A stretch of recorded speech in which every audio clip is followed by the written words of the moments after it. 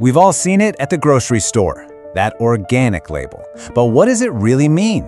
Is it a promise of better health, or is it just a clever way to get us to spend more money? Well, today, we're going to cut through all that confusion so you can spend smart in the grocery aisle.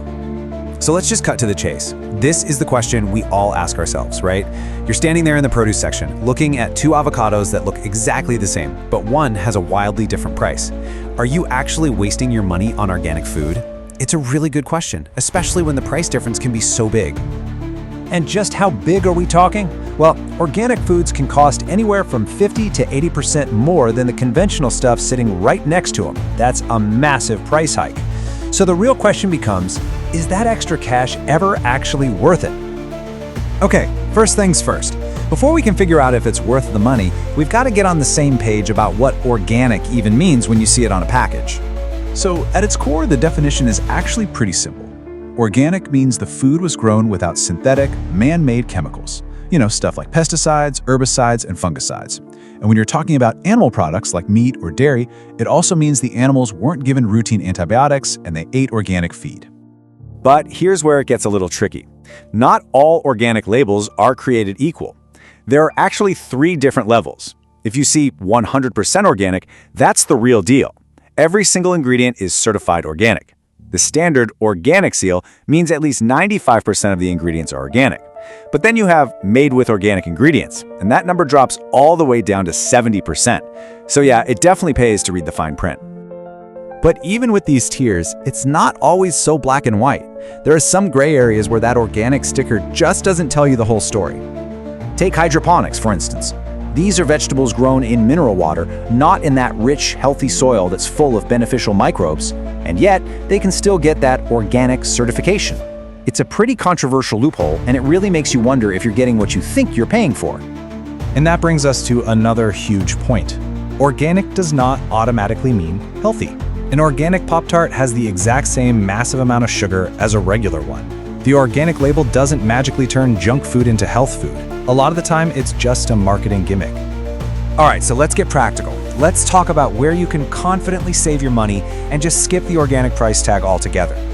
The key here is to think of foods that have their own natural suit of armor.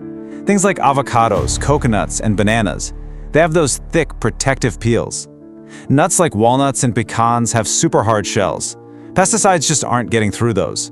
The same idea applies to stuff that isn't farmed with pesticides in the first place, like wild-caught fish, sea salt, or game meat. And even cabbage. You're just peeling off those outer layers anyway. No need to spend extra here, for sure. Okay, so we've covered where to save. Now let's flip the script. Let's talk about the foods where that organic price tag is absolutely 100% justified. These are what you might call the sponges of the food world. Anything with a thin, edible skin, like strawberries, spinach, apples, they just soak up chemicals. Then you've got heavily treated crops, like coffee, tea, and peanuts, where pesticides and fungicides are used a lot. And here's a surprising one. Crops like wheat and oats are often sprayed with herbicides right before harvest to dry them out. So yeah, for these items, you really want to prioritize going organic. Okay, I know that was a lot to take in, a bunch of different lists, but don't worry, you're not going to have to memorize all of that. We can actually boil this whole thing down to one simple, powerful rule you can use on your very next trip to the store. Ready? Here it is. The one thing you need to remember, it's all about the peel. That's it. This one little idea is going to guide pretty much all of your decisions. So let's break it down. Think of it like this: the shield versus the sponge. On one side, you have the shield. These are your foods with thick peels, hard shells, those removable outer layers.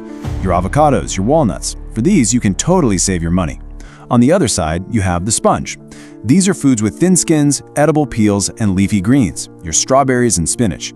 For these, it's really worth it to prioritize organic. Shield versus sponge, that's your new mantra. And there you have it. You are now officially armed with the knowledge to shop smarter, not harder. You know when to spend, and you know when to save. So the only question left is, how is your next grocery trip going to change?